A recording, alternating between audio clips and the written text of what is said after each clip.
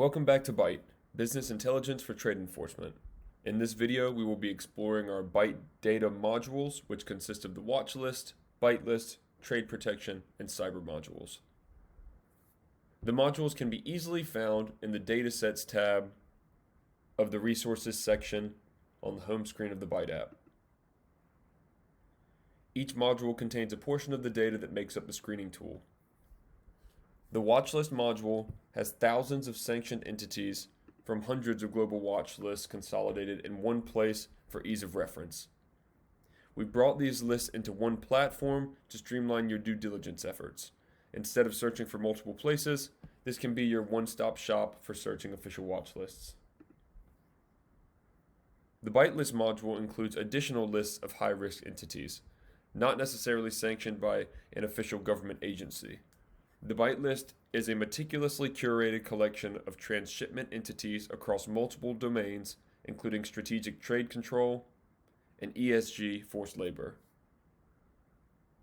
This byte list module also includes politically exposed persons, beneficial ownership, debarred entities, and ESG and forced labor. There's a dedicated video on the byte list if you'd like to learn more. The trade protection module has over 30 commodity-focused control lists. This module allows for commodities to be mapped to HS codes, as well as potential regimes and controls. We aim to consolidate these commodity-based lists in one place for efficient risk management efforts. The cyber protection module has over 13 million searchable records. Upon opening the module, the cyber protection dashboard automatically appears, and there are 4 dashboards within the module: common vulnerabilities and exposures, embargoed IP addresses, notorious markets, and security controls.